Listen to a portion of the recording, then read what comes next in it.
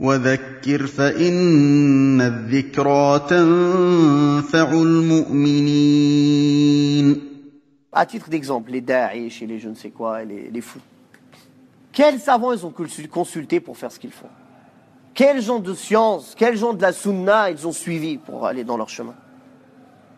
Ali ibn Abi Talib, quand il a envoyé Abdullah ibn Abbas, discuter avec les Khawarij pour les convaincre qu'ils sont sur le faux et revenir à la vérité. Vous savez comment il les a trouvés? Adorateurs, jeûneurs. Le prophète sallallahu alayhi wa sallam l'a dit à ses compagnons, l'un de vous il va mépriser sa prière par rapport à leur prière. Les Sahaba, c'est des gens, ils ont de l'adoration, ils montrent des signes apparents de piété, mais ils sont égarés. Le prophète sallallahu alayhi wa sallam a dit, ils sortent de l'islam plus vite qu'une flèche, elle traverse sa cible.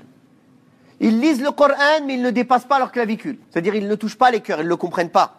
Donc Abdullah ibn Abbas est venu discuter avec eux, pour les convaincre qu'ils sont dans le faux, pour les convaincre de revenir à la vérité. Et l'argument, l'un des arguments les plus forts qu'il leur a présenté, c'est qu'il leur a dit, ne voyez-vous pas qu'aucun parmi les compagnons du prophète sallallahu alayhi wa sallam est avec vous dans votre groupe? C'est-à-dire, si c'était un bien, ce sur quoi vous êtes, est-ce que vous pensez que les savants, ils vont le délaisser, et vous seuls, vous l'avez compris? Les savants, qui sont les compagnons du prophète sallallahu alayhi wa sallam, qui ont appris avec le prophète sallallahu alayhi wa sallam, qui ont la science de la religion, ils ne vous ont pas rejoints dans ça. À elle seule, c'est une preuve que vous êtes égarés.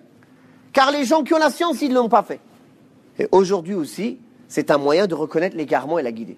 Quand on voit les gens de science de la sunna qui sont unanimes sur l'interdiction d'une chose, qui sont tous ensemble pour dire que cette chose c'est un égarement, ou si un il a fait l'erreur, ça peut arriver dans certains points, les autres ils l'ont repris, ils permettent des choses contradictoires à l'islam. À partir de là, comment toi tu peux avoir, on va dire, cette confiance en toi, ce surplus de confiance qui arrive à un point d'orgueil parfois, de croire que tu comprends mieux que les savants, que tu comprends mieux que ceux qui ont étudié la science, que tu es capable de toi-même de savoir quel est le bon chemin et le mauvais chemin, sans revenir aux gens de science qui ont passé leur vie à étudier le Coran et la Sunna et qui l'ont hérité de gens qui l'ont hérité, de gens qui l'ont hérité jusqu'au prophète sallallahu alayhi wa sallam.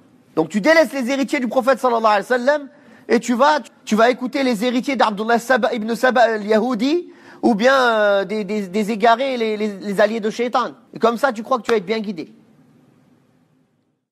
وقل رب زدني علما